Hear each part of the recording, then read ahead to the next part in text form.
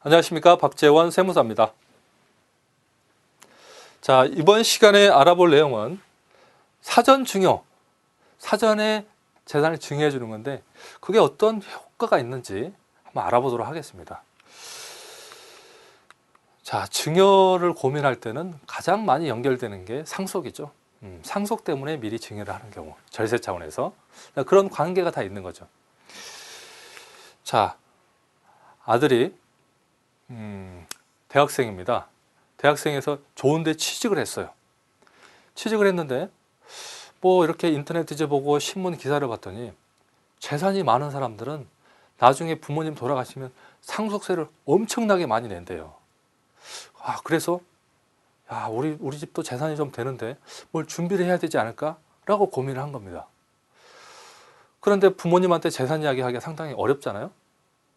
그래서 아직 부모님한테 이렇게 벌써 이야기하기가 좀 그래서 그냥 참고 있었어요.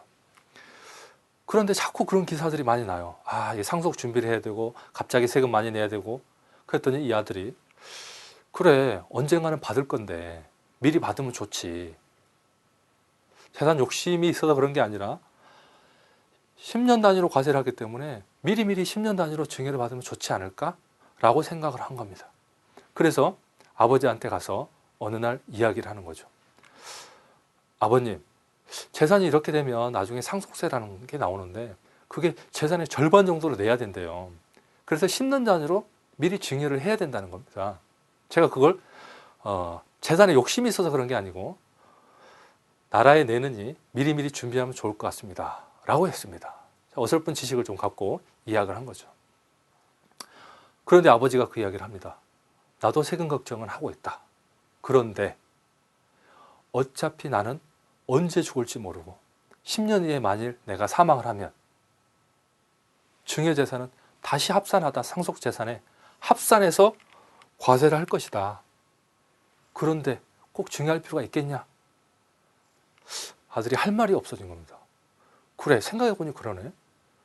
언제 돌아가실지 모르고 다시 합산이 되면 세금을 안 내는 것도 아니고 어떻게 되는 거지? 이런 고민에 빠진 거죠.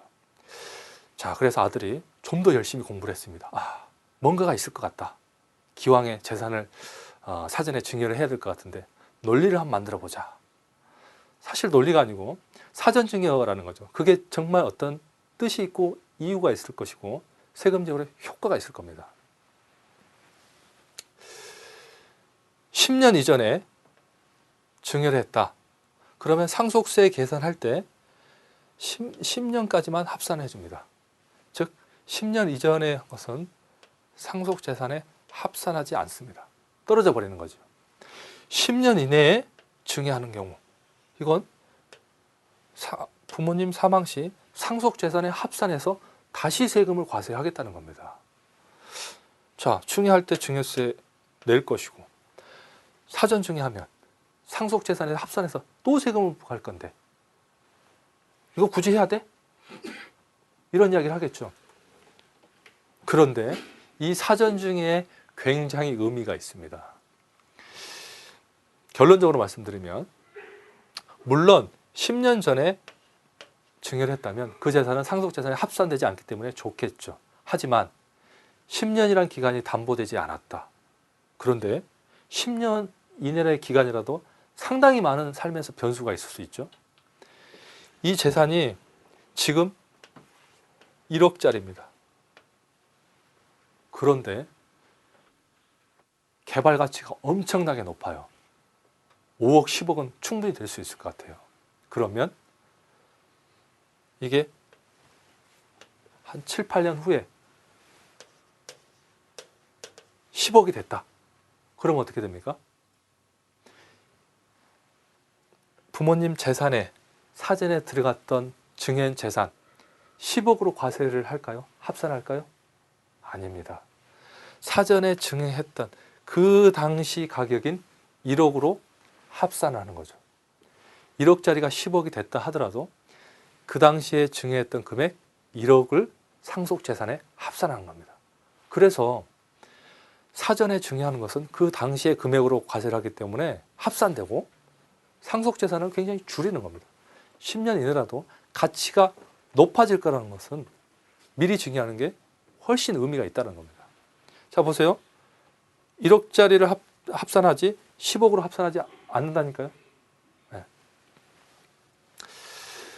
자, 그래서 사전증여가 어떤 의미가 있냐 한 번 더 정리를 하면, 합산과세하는 이유는 상속세는 누진과세이기 때문에 자꾸 사전증여에서 낮은 세율을 부과하는 것들을 뭉쳐서 더 높은 세율로 과세를 하겠다라고 해서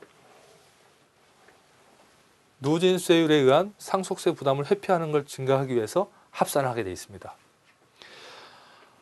합산과세하는 이유는 그런 거죠. 세부담이 증가되는 걸 회피하기 위해서 분산하는 것, 이걸 방지하겠다라는 거고요. 증여세액 공제.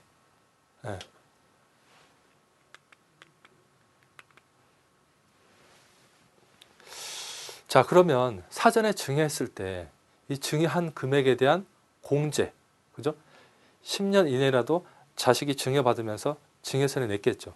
그 증여세는 나중에 상속할 때, 상속공제 계산할 때 증여세액으로 기납부세액으로 빼줍니다. 잠깐 앞으로 가볼게요. 자, 여기 있죠. 이미 증여를 했을 때 납부한 세금이 있다면 여기서 공제를 해줍니다. 그렇기 때문에 이중과세가 아닙니다. 자, 증여하는 것은 10년에 합산하는 것은 누진세율 때문에 회피하는 것을 방지해서 합산하고요. 사전 증여는 의미가 있는 것이 증여 당시의 가격으로 합산되기 때문에 나중에 자산 가치가 오를 거라면 사전에 증여하는 게 훨씬 유리하고, 기납부한 증여세 자체는 상속세 계산할 때 한도 내에서 다 증여세 공제를 받기 때문에 사전 증여가 굉장히 의미가 있다. 그래서 상속세 과세 대상이라면 사전 증여를 기한에 상관없이 미리미리 좀 하시는 게 굉장히 유리합니다. 네, 감사합니다.